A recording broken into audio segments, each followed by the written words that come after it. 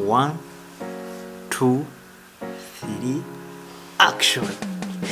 Munayogana munnange nkomyewo nateera emploda pimpera kulo Tutorialz. Jjukira nti ebikutusibwako Pimpa Academy ebissa mu ssente tubibatuuseeko. Weewuunye Pimpa Academy ebawa ku bwereere naye bw'oba oyagala okufuna ebisingako awo tutuukire ku ofiisi, namba z'essimu eziri wansi awo ebisobola tukubirako nojja noyiga ebisingako wano. Bingi nnyo, tusomesa kompyuta, kamera, kukola ku TV, radio, bingi nnyo. So ku mulundi guno njagala tulabe tuli ku Tutorial jjukira how to be a star. Part 1 twagiraba, part 2 twagiraba, kati tuli ku part 3. Part 3 tuzze ku audio production. Audio production biki byetaaga okukola okubeera star mu audio production.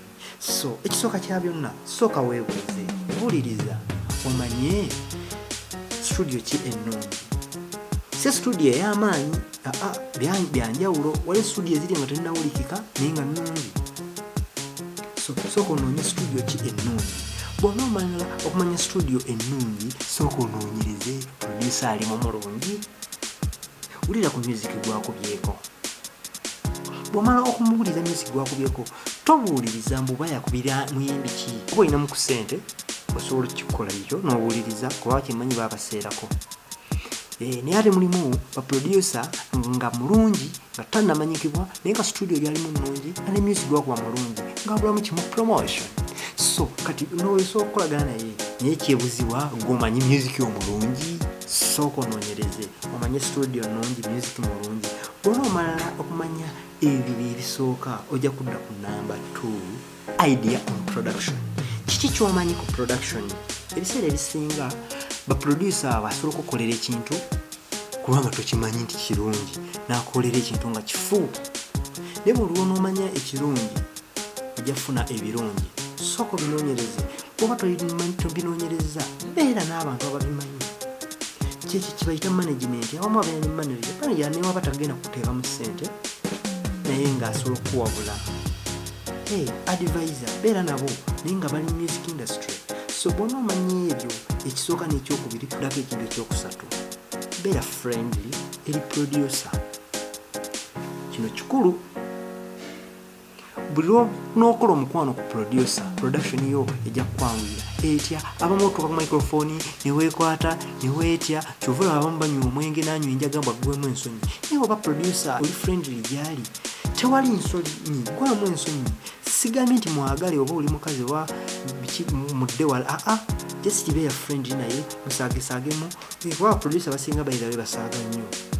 Balaba bakesamu Dani Magic. Producer bangi basaaga nnyo Digibbawa. So babeera friendly ba producer bonna. Pademani. Beera friendly eri producer ogwenga gomuyimbi. Namba producer ayimbi nsobola bakoleko omukwano.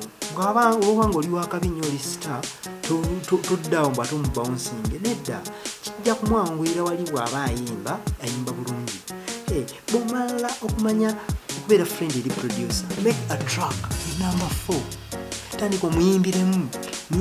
Bw'omuyimbira wagenda manya oyimbiramu kiiki. Ogendera producer naye music awo tandika omufeeringa. Waliwo akantu ako nali nkayita kakontola nga otandika okukola track. So bwemutandika okukola track nemugizimba muzimbe track bwemala ozimbibwa tujja kudda ku number 5.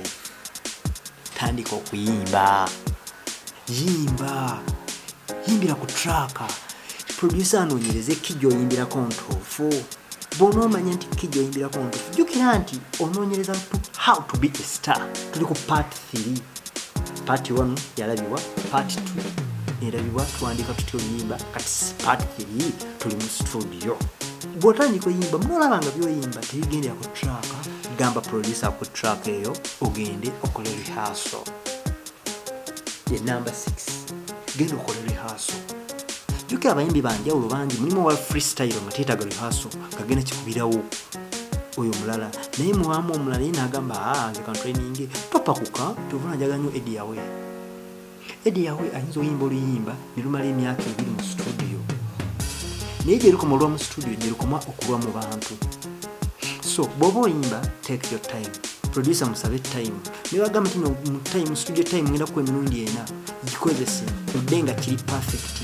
Genda okole rehearsal. Banaye tukoye music omubi. Naye mu Uganda ali ngo olwanyi otobye olaba music biganye. Noonyereza part 1 how to be a star, part 2 kati tuli ku 3. Zonna zigenda kubaawo. Bw'onookola ebyo byengambye nkusuubiza ogenda kubeera star.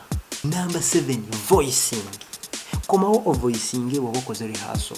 Naawe wa freestyle tandika ovoicinga. Ovoicing otya?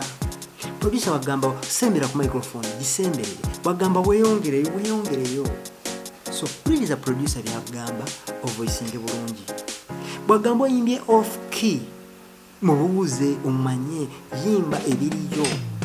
Bwagamba ovudde ku track gigoberere. So bw'onova voicing obulungi bwebigaana ddayo okole rehearsal. Number 8, give producer time. Topakusa producer. Gy'onookoma okupakusa producer agenda kuba waako omufu. Abimbi abamu ajja n'ayomba mpa oluyimba luluddeyo bagenda kuwa waaka atawedde nga tetuuka na demo. So bw'onoowa producer time ogenda kumalako. Wa producer time nemwe producer mbagamba mbasaba omuyimbi wabakwadde time mukwateko omukoleko. Abamu omugamba kumawo ku Monday nadda ku Monday ng'oluyimba tebalukwatako. Nina producer omu yangamba yali producer Nesimu. Namubuuza lwaki ofuna award nnyo naye waakawo mutono. Nagamba nkola waaka mutono nsobola omuwa obudde.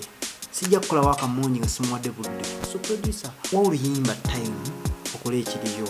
Omuyimbi ogwo okoledde oluyimba kwezo ssente. Bw'onookola olungi ajja kudda n'omuyimbi omulala. So omuyimbi naye topakusa producer mu time. Bw'onoowa producer time tugenda ku number 9. Wuliriza mu demo. Mulimu changes bikyuse. Bw'olaba nga temuli changes kwata demo genda nayo. Naye ng'ebiseera ebisinga wuliriza nnyo demo eyo. Wakubye bulungi introduction, chorus, part bazimbye bulungi. Ebiseera ebisinga abayimbi mulwa nnyo ku chorus n'anyuma. N'owuliza chorus n'ogamba wow omwana yakubye hit. Bw'ogenda owulira part So ebintu ebyo bisooka bitunuulire. Chorus nnungi, part nnungi, introduction, outro bina birungi. Erinnya lyo waliyimbe bulungi. Abamu tebateekamu na linnya. Oli upcoming. Otandika kuyimba ate toyimbye mu linnya lyo. Abantu banaakumanya batya? Tunoonyera kimu kuvaayo. Bw'olaba bina tebiriimu mu demo gye bakuwadde ebitereeze. Kubanga wasasudde gwe boss we. Ky'omugamba agenda kikola. Number 10, bw'omala twala demo eyo giwulirize. Ewaka funa mu mikwano gyo egiri musical. Giwuliremu mubuuze mwana kyali wange oluyimba oluliri lutya. Banoonya abayimbi, noonya ku bayimbi banno. Abayimba style yo buli wamu nga si muyimbi naye ng'abimanyi. Ajja kukuwabula. Ogenda ne ku mulala. Ojja mmanya ekituufu. Odewa producer bagamba nti kirungi. Ng'olaba agamba kirungi si kumutawaanya. Kireke bali bayinza kuba bakuwabya. Naye bw'anaaba awuliriza changes ezo muzikole. Oluyimba luba teruli mu change yonna. Give producer time for mixing. Number 11, mastering. Mastering kyeki? Producer ojjukira omwadde time na mixing oluyimba okomyewo for changes buli kimu kiwedde kati producer agenda ku masteringa oluyimba. Omastering oluyimba mwe muba okwawula amaloboozi ku bivuga. Ekina bireeta mastering. Sijja genda into details kuba siri nnyo producer naye producer mu time amastering oluyimba lubenga bulungi. Number 12, sound test. Bw'okuma nga bamaze mastering oluyimba lutwale for sound testing. Bagenda testing oluyimba sound so lutwala mu club n'owuliriza sound eri etya. Nova ku club, concerts, show n'owuliriza n'omanya sound eri etya. Bw'omaliriza oku testinga sound yo audio release. Siraba nsonga lwaki olusigaza oluyimba lute bw'obanga omaze okukola planning yalwo ey'okuluta. Obadde olaba Tutorialz nange Emploda Pimpa Promotion bekutusibwako Pimpa Academy. Tusomesa computer, kamera, kola ku TV, bintu bingi nnyo. So guteeka mu test Tutorialz Emploda Pimpera. So subscribing wansi awo waliwo red kigambo red subscribe kinyigemu. Onyige kade babe ekirungi kya kade ako bakwanga notifications. nti bakuweereza message nti Tutorialz bataddeyo kino ojja n'olaba kulaba kwa bwereere. Sharing yagaliza munno muweereze mugamba awo mwana ekiriwo nti mu audio oyinza okuba oliawo ng'olina mukwano gw'omuyimbi naye ng'olaba biganye muweereze linki. Okuweereza linki ogiweereza otya? Nyiga wali share bw'onyigaawo bagenda leeta ekigambo copy link gikoppe genda mu WhatsApp muweereze Facebook kasharinge banno bakalabe. So ebiseera ebisinga ebyo kiyamba wali kujjukira gamba munnayo yeyanyamba nandagala ku Tutorialz nina kinayigamu bw'oba oyize leka n'omulala ayige olaba employer pimpera kupimpa promotions ku Tutorialz get ku kamera.